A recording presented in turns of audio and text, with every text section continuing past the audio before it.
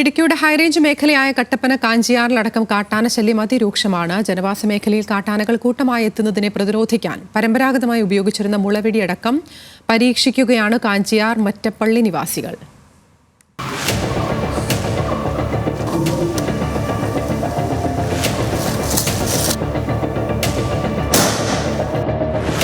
രാവും പകലുമില്ലാത്ത കാഞ്ചിയാർ മറ്റപ്പള്ളി പ്രദേശത്തിന്റെ കാവൽക്കാരനാണ് കുഞ്ഞുമോൻ. സ്വന്തമായി വികസിപ്പിച്ച മുളവെടിയുമായി സദാ ജാഗരൂകൻ. മുളവെടിയുടെ ഉഗ്രശബ്ദത്തിൽ നാട്ടിലെത്തുന്ന കാട്ടാനകളെ തുരത്താൻ കുഞ്ഞുമോനും എത്തും. മുളവെടി പ്രവർത്തനം പീരങ്കി മാതൃകയിലാണ് എന്ന് കുഞ്ഞുമോൻ പറയുന്നു. ആന വലിയ ശല്യ, പ്രത്യേകിച്ച് വേനലൊക്കെ ആകുമ്പോഴത്തേക്ക് റോഡ് സൈഡും എല്ലാവർക്കും ഭീഷണിയായിട്ട് ആണ്. ബൈക്കിൽ ഇപ്പം ഈ അടുത്ത കാലത്തൊക്കെ 2-3 സ്ഥലത്ത് ഇറങ്ങി ഇവിടെ വഴി വന്ന്. ആനയ്ക്കുള്ള പ്രകൃതിയാണെന്ന് വെച്ചാൽ ആദ്യം കുടിയേറ്റ കാലത്ത് എൻ്റെ അച്ഛനൊക്കെ ഇപ്പം അന്ന് ഒരു ആലയിലിരുന്നു, ഈ കൃഷിക്ക് കാവലായിട്ട് ആലപ്പര ഉണ്ടായിരുന്നു, ആലയിലിരുന്ന് ചെയ്യുന്ന ഒരു പരിപാടിയാണ്. ഈ ശബ്ദം കേട്ട അന്നൊക്കെ ആന പോകുമായിരുന്നു.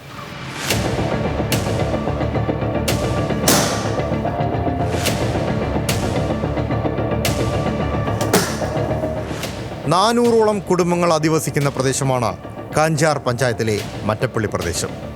ഇടുക്കി റിസർവ് വനത്തോട് ചേർന്ന് കിടക്കുന്ന പ്രദേശത്ത് കഴിഞ്ഞ 3 വർഷക്കാലമായി വന്യമൃഗശല്യം അതിരൂക്ഷമാണ്.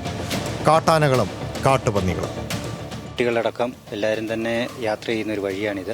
ഇവിടെ എന്ത് സംഭവിക്കാം ആ ഒരു സാഹചര്യത്തിലാണ് ഇപ്പോൾ കിടക്കുന്നത്. ഇവിടെയുള്ള ഒറ്റ ചെറുപ്പക്കാരിപ്പം വീട്ടിൽ കിടന്നുറങ്ങുന്നില്ല. കാരണം ഇതിന് കാവലായിട്ട് വഴി കൂടെ ഒക്കെയാണ് ഞങ്ങൾ രാത്രികാലങ്ങളിൽ ഉറങ്ങാൻ പറ്റുന്നില്ല, പണിക്ക് പോകാൻ പറ്റുന്നില്ല. അതുകൊണ്ട് ഉറക്കളച്ചിരുന്ന് കാവലൊക്കെ ഇരുന്ന് പിന്നെ ഫോറസ്റ്റുകാരെ അറിയിച്ച് അവർ വരുന്നുണ്ട്, കാവലിന് കൂടുന്നുണ്ട്. ട്രഞ്ച് അല്ലെങ്കിൽ ഫെൻസിങ് വേലി, ഈ രണ്ടിലേതായാലുമാണ് ശാശ്വതമായ പരിഹാരം. അല്ലാതെ മറ്റെന്തെന്ന് പറഞ്ഞാലും നടക്കത്തില്ല.